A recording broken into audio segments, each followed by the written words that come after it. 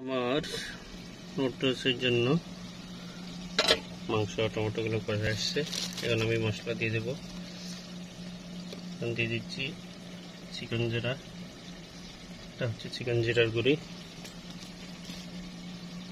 এরপর দেব আধা চামচ হলদা গুঁড়ি,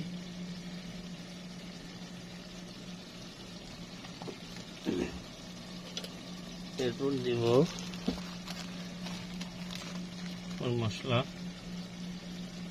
গরম মশলা, এটাকে মিক্স মশলা বলা হয়। এটা দেব আড়াই চামচ। এরপর দেব লাল পোড়ামরিচ,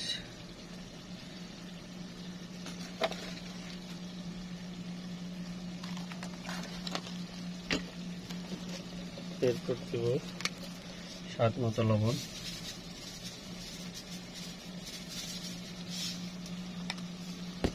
এখন ভালো করে নাড়িয়ে নেব।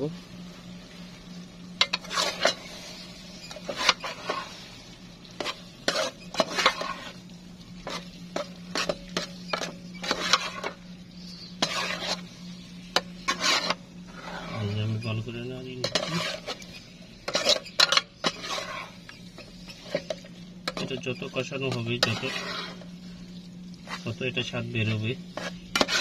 নুডলস বলেন, তরকারি বলেন, পুরো সব কিছুর স্বাদ হয় এই যে কষানোর উপর। কারণ আমি কিছুক্ষণ ঢাকনা দিয়ে রেখে দেবো।